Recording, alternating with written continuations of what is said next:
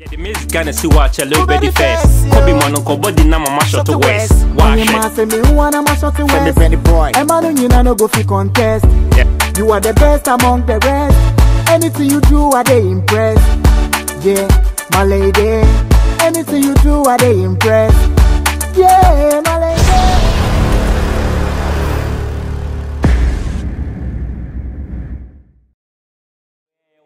TV any abe debia ye den samba nene de ye den nsema e wa abrochi ne de bram se ne ye ne da no ye nkasa mre ye de nsema e koso wa abrochi e ba na ware ma wa hwe TV de ba bia wo bi ekotwa ne ye de aba agiso wa amfre bi de de kwaku wo nsu odi no omo frɛ me Mr. Faji e bi mo frɛ me Ben ene the reason why I want to say yes, a man and mema, one a brew abrochi pa. The name of coffee abri me the men semre. Bene on him a quack din como near a tea abrochi in some. Now before now, I quack tea abrochi our remoon seminal.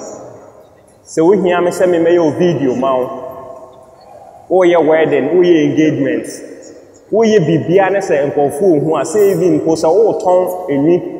O turn diane o store nese manfo ho a o frɛ me na aka kyerɛ me a meba be advert amount e manfo be hu e manfo be ba wo nkyɛn da bia ba be to no ma wo ho enti e kwaje nkrato aba ye ba me ne ohema be twetwe nkɔmɔ na be hu abrochie mu rochie aware mu nsɛm e kwaje nkrato aba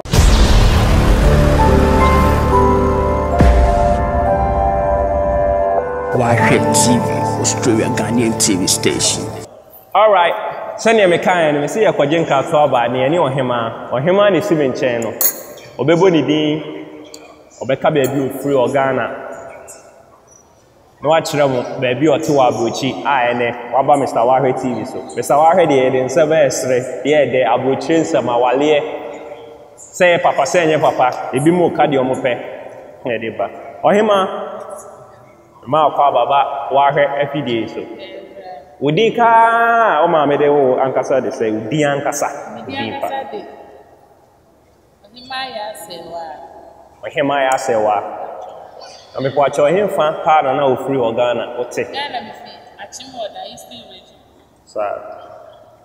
they see am Australia Sydney sa Banstan ti se ne ene da no e bi wisa no ensem de ekoso wa abrochi aware mu nsem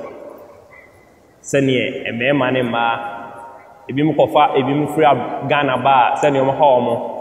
atete ɔbi ɔmo fam ntokwa ɛne sɛnyame a mɛma a na ɛkɔyɛ police asɛm no ebi mu sie nua ba sɛnea mɛɛma no etwiti mmaa no sɛ ɔmo kɔfa ɔmo ba nti ɛnsɛ mmerɛ mɛbusa wo abrokyire ha yɛ se ɔbaa ne bɛɛma hwan ne brɛ ne sɛ eba ne se bia se bema no kofa free Ghana ba dia omo ha mo pa e ya ampa na se bia ya atesem oh eno de ampa because the man no kofa man de ba e kwa omo de man de fa so na na e ha adwene kakra ene nye abrochire nkrambo ba bia esi ene titu na hapa nso na simo because bema no ona dwe woni tim to odo bai ona dwe woni tim to ono akofa odo waba sa na me person ko mechi amadofo etiefo nyina ani afefo nyina aba Wahwɛ TV so e ba mtwa am subscribe na mo share mai na Wahwɛ TV de de ne ma papa nsem papa be fi wa bra na asam keto mo de abokura mo de tuye de tututu ye mo okay yen sem re ne ntie bebusa no the reason why I say a mema no e ha adwene titiri so mo de nkofo ba e ma ba abrochi a di enti na ma okasa ohema de ma me kasa ni se mema no e won nsem bi so mo de oba ne ba odi wa ba no aboka bi nti obefa kwa bi so abejojo wo e na second odo wo be ba on kan che o se odo ko obetua na car na agreement bi wo ho no obehyehe ono nhyehyɛ bibia ondo obefa o sa ase na ire no de wo ba sa bodu bedu wi a afi na obecha o se odo ba o bibi wo ha o be Hey, it is said, Omunyaka so came me down with the Minu Nebe women far Baha, the Pontina make up for about and Tessa, Omodo Baha now if you are done it or time. And to qua, sir, and Tino, what do you know? What's not Ghana and ya na say, Obabucha and send you between both of them. Tower Ghana up and answer Obabuchi open. Oh, fine, Abroche, they say, and Casabu to the old. If in Ghana, Bokrano said, you more Ghana, and baby, in your house, a Brutin of the Pesoma. Oh, you'll be in your back. But, who be we are never with a situation there, what I said. Kautina with Roma, if you are Nanke. By a sense of Brutin, near Munica, saying to no offense. In Tiwankasa, dear, there's a whole situation and care cost of the and car professor Ghana. Obi oha on trying to be nyere no. Say be ma do be ba dem but na be be dream because be ma do be do we have no be chche mrama o say ubetua say ube kwa adwuma wo ba no be kwa adwuma be ma no so be kwa adwuma ba mu be du fi a ma ba be du fi no oba no na wo ba be adwuma abe sini abe ye long be sini ma ube tuni ube bibia be ma no wo kwa adwuma ba ho abafe 8 hours is 9 hours obey ya wa be fi obi ba wo ba no so ko e de same hours no na wo ba wo ni me bibia wo san be ma no ombo a wo ba mo eno ani so ndo wa kwa ba sa entine nti se atesema amete ne nkofo nsema mo ka se emma no se me ma ne ka mo abrochi no no correct se ne wo kan enti se se Omohwe no mo yom no ma yenye sa awale no e de awale duo na me plan ni bibire because if you plan aha me so ba kra any say no work government ne man ska government ne ma oba na wa wuni ska obu akra oba ne nyim na be ma no start ne share ska na ye be ma ye oba ne mo onwo ye kra no mo ma start share ska no na ko fa ko dum abeja ko le nya be ko pe ne ska no ba na se oba ne na bi so o ma be ma na no so try the problem be be ninti me no ninti upese se e kame akoye se ono akofo aba ne de anka se de obeka bia utie bia ba on de duma ye fi duma ye de ono onche ba se fa duma musika sempa we bla fi oda de ono de obenya kudo no wa she ba se fi duma chompala mu ye de kwala be ko fi be jare kwala ye be sie fi be nu de ndomwa ono de ni de so akwa adwuma bo abetran de kunye mu be ni TV all right enuanem ne adofo se ne meka hye mo wa TV de bia de December mini aba wa kasafa o se abrochira se emebre pa na ya emema no bomwa ema no because akwaye se mo ba na makọ adwuma ba mpese mo che se ema de Ghana wo na eso ye aduane ohuhu kukuom se utwitwi back house ni ade ntina ma ema ne bressing mema no na ekwaye se obi akofo obi aba ha de ase be ma akofo ba de na nya ase kra se e ka no kwa na nka de bia oba no oyewe no osan de ni sika na obekọ adwuma na ye den e de ka ne de ne ho nti ama abrochi aseta na ye den amama no nti no enuanem ne adofo wow opinion bia so de beba se wonim se mema na ebra na se ma na ebra na abrochi aware no meka mu nsem bi ema mema na te omho ase na se ma na te omho ase no to me friend 0401 571 na idin ta ho ayebema programming ayede midin de osu aduenu meni ohema oba ya na etwetwe nkomo yi yakwaje nkrato aba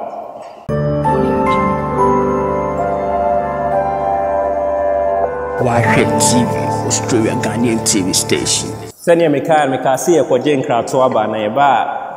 yedi ye enkomodi no beto aso Mr. Wahwɛ TV baby abekobia me oho wohia me afrem 0401571059 me frɛ ebedi nkomo pese me your advert ma o ton no ma bibi apeso yi bia no de bi hume ebedi nkomo Wahwɛ TV ese wani nensa o ka kire menimi nua ba ma de nyina madam fu bibia eguso etwetwe nkomo no abrochi aware mu ensem eguso Ohima aka ne nsem nyina o se abrochire de mema no omode ema ne bade a nyame ya mema na ze wuo kra bebem nenso no enam sa abrochire de yente yensa emfa mo oba na yente yensa emu nkofo rough dinti no eno na ama abrochire aye ebe easy ama ma anya sa de ankasese ma Ghana for mo mabade ba ko aso nyina tete ana edum ko awuwu dadadadada nenso nam sa abrochire mfen sanka oba nti ama aha adede na mini aba wasma wo kan evidence ben awo wo hu obi die wati obi die na so wakoto so se obi bu obi behu bi matibi na matibi na de mehu ni so na ye no pre ko mehu oba be ma bi di na ba ha be ma ni se obedu wie ne be ma ni hu so oba ni nye sika no kra na ye ne ya oba ni ejuma onye sika ni te ne ntu afa ni se we bi ono ontumi kan ten so obe charge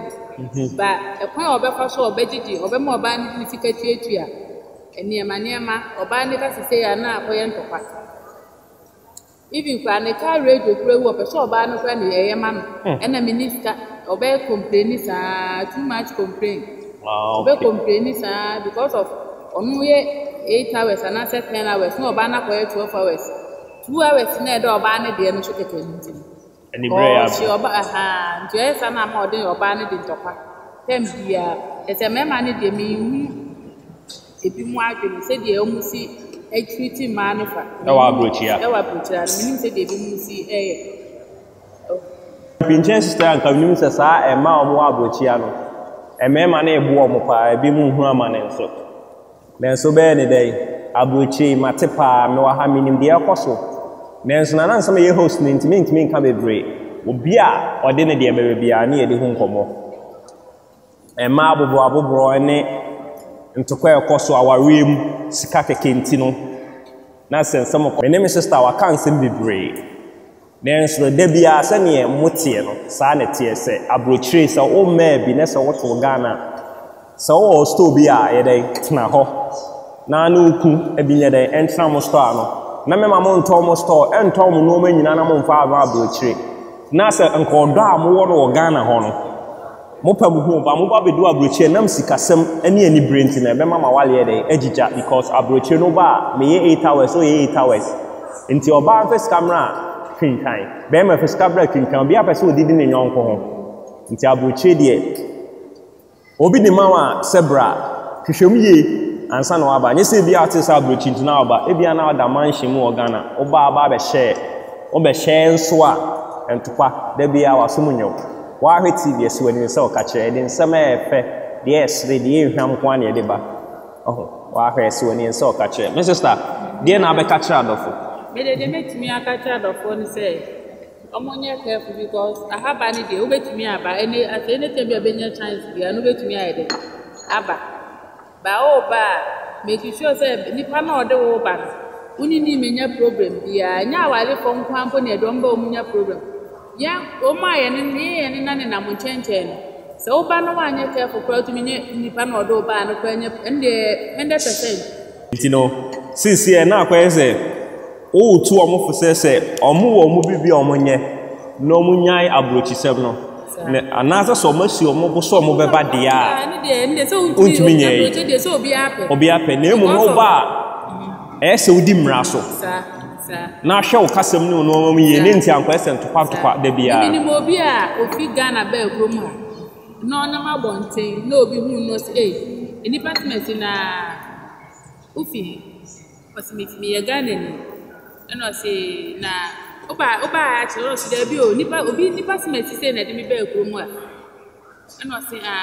sir no do fa taxi o man e taxi driver no fa no de ne ko okosi no watia ne ka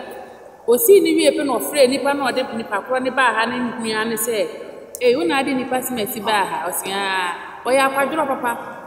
free be taxi rank ko ni fi enwo nso afa taxi watia ne to nti sɛ ade anko kan sɛ nipa simesi we na de ne ba e no kan ne ho asɛm bɔ ne kyerɛ na anko afrɛ na papa abona mane da nti abrochi ne situation no ye very bad set sɛ oba kra amanfo keka nsɛm asɛ ɔdɔ na anka mo wɔ no wɔ Ghana no eni hɔ sɛ ɔba abrokyira me nua bɛɛ wakyerɛkyerɛ nsɛm mu m'ani agye na mmom yɛka sɛ nyinaa no ne yɛka sɛ Matata TV nso wɔ hɔ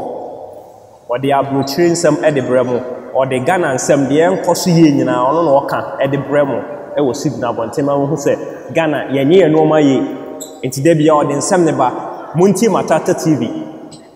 na mo nsan so nhwɛ Wahwe TV mo nsan tie Wahwe TV ne yɛde nsɛm papa ne brɛ mo stations bebree na ɛba na mmom tie Wahwe TV ne tie Matata TV wobɛte nsɛm a ɛwɔ abrokyire ne deɛ ɛwɔ Ghana nyinaa yɛde nsɛm a ɛde ne brɛ mo mede de kwaku osu adunu no me ne oba ohima ya asewa Wahwe TV mon hwɛ ma ya wate ni edi ne ma papa fi ho brɛ mu na mon subscribe na mon share e ma ye ya papa chawa mon hwɛ ma ye ni edi ne ma papa beguo bebree ye sɛ mo egu akwan so e ma ye okay na papa bebrɛ mu na sisie no me ne wo twetwe nkomo yi no na o ka bibi sa da be me bia ha etew da na oh me display David Kasama me why we Wahwe TV ne ebusa nsem we nyina anya Wahwe ayi musa nsem we nyina da bi chechire me bia na bibia ha etew na manfo me de me no me wale da nti na ompra otwen no ha etew wa na me hwa wale ompra ne ha etew aka ne enko bobɔ no Wahwe TV ne me wa budos fo mo wo de me de me obi antumi nya mi basa sa nti wo no na mfofo de ne experience a wanya fi nkɔfo no mini aba sɛ obi an ha ete ne ye na emom no adɔfo a ne ɔma oni mo ne sɛ sɛ me ɛkɔ hu kwa e na reho Wahwe TV nkotwa ba na maka kyerɛ mo anuanom mo me anya baako yɛnka mbom na praye wo uyi baako ebu ukabo man mu ka hu sɛ wode ayakayaka de eye wunua no obi nso de bi ye o because sɛ wohwɛ ewiase a akwɛsɛ ayɛ sɛ tick for tack woyɛ adeɛ na nya later on no samba wa ankasa so tumi nyina nya baako ne ntena asetim ne muama ewiase amansan nyina nkɔ so ne sa baabi a wɔ nko a ka asempa fa wunua ho na wunua nso aka asempa fa obidin de kwaku osuadum sɛ ne manko nim o sɛ yɛfrɛ me bena asɛ obi a efili me no saa nso na mpɛ sɛ obi afili won so ne sɛ nhyɛ dɛ mo nya bote na nhyɛ da nka nkɔfo ho nsɛm abrɛ first camera o aha sɛ yɛsɛ obotom ne account obi bia kasakra account mu ni ska na konkonsa na abedi emfa so be na wo so abrochia ware enye easy na emom no sɛ wo fa oba no na sɛ wotete ne ye e wo kwampem a odi obuo ma wo na emom sɛ wo fa no ne sɛ wo ye na kayo echina sese ni no first camera no ye ya e den sem kese ne brɛ e ma wa wareku e ma oba a wo pɛ no aye ne ho ade nyina wo sɛ a oba we de me dɔ no e ba ne mpa so adwuma ne e ba ne fie afɛ onye biem because what the number to town ko mu e na wo ti me ka tra dɔfo sɛ monno mo yere monno mo nuanom monno mo busua nyina na aware anya fɛ because aware ede so unya papa hia papa ede ankasa medin de kwaku so adun no e kɔgye nkato aba sister yenye nkato ma ne ba ede fa na ne beba a sɛ ne mebusa onsɛm a ɛsɛ okamu no krɛ aha no na adu no e kɔgye nkato aba medin de Mr. Wa